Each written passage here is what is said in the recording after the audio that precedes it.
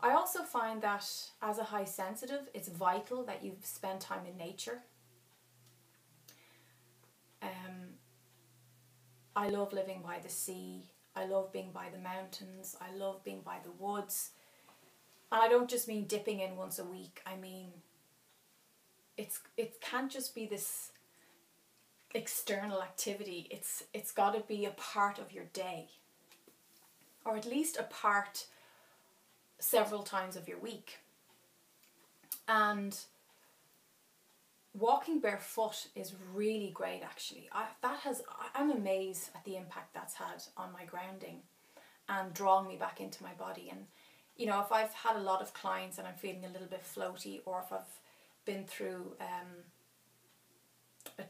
a stressful time, I will go into nature, take off my socks, put my bare feet on the ground, and place the palms of my hands as well. So bending down, feet, soles and palms on the ground, and just connecting with Gaia, with the earth energy, thanking my angels and asking them to clear out any negativity, any toxic energy in the chakras in the palms, and also in the soles of the feet, the chakras there as well. And I find that really, really great. So that's the grounding. Also physical exercise. Yeah, that does keep me grounded. Lots of walking, you know, through woods, through forests. I love cliff walking, cliff climbing. Jogging is great. That really pulls me back in. A good run is great for keeping me in my body, keeping me centered. Eating grounding foods as well, like potatoes, you know, plant foods that come from the ground, carrots, turnips, parsnips, you know, stuff that has had a long time absorbing that earth Gaia energy is really good as well. So there's lots of different ways to ground yourself, and that's just some of the ways that have helped me. It's very important though to understand that somebody who's been through trauma, somebody who's had a hard time, it's tough for them to come back into their body, because being in their body, they have to feel the full impact as a high sensitive of all those intense feelings, intense energies, intense lower frequencies. And that's why for high sensitives who've been bullied, who've been in abusive relationships, who've attracted all this high intense stuff.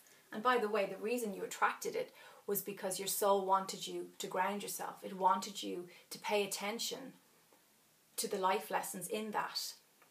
And if you keep attracting it over and over again, it's often because you haven't actually acted upon those lessons that are in those experiences. So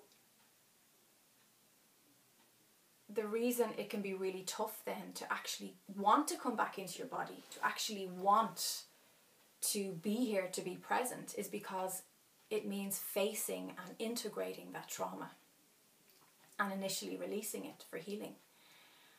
And if you can just see that as an opportunity to actually do that work, life is going to get so much better for you, so much better. We are vibrational beings. We are energetic souls in physical bodies. There needs to be a lovely harmonizing and a sense of synergy in that. Not that they are separate, you know, that the physical world and the physical body is a separate thing from your spiritual self, because it's not. See your physical body as an extension of the soulful, energetic self, and not this separate thing. You know, make peace with your physical body and make peace with the physical experience, and remember that your soul chose life. Your soul chose to be here and chose to have the experiences that you're having.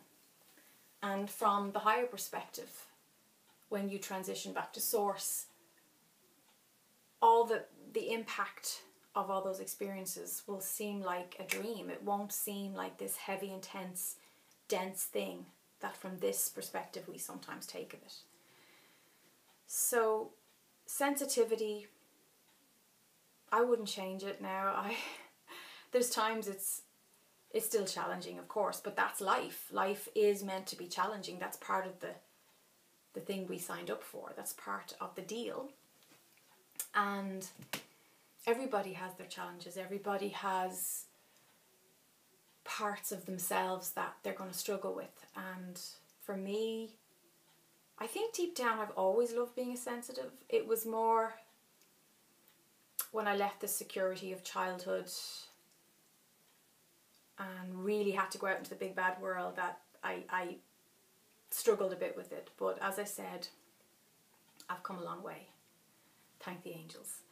And I feel as well, you know, using my gift, if you want to call it that, to help people, to teach meditation, to teach seminars, to work one-to-one with people, doing life coaching, doing energetic readings, healing sessions, energy work. That's when I know that this has all been worth it, and all the experiences I've had, be they painful, be they traumatic, were worth it, because they've made me a better healer.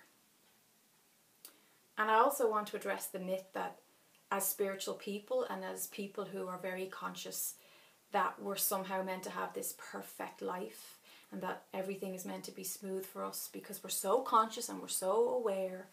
That is just not true.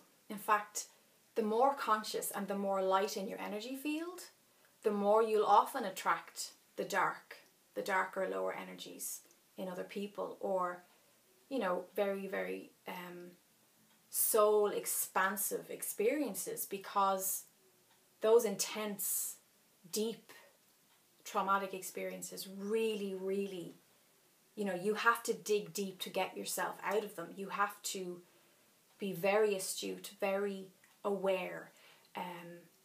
You have to be very receptive to listening to Source and to the angel guides to make the best of those situations and to come out the shining light that you truly are.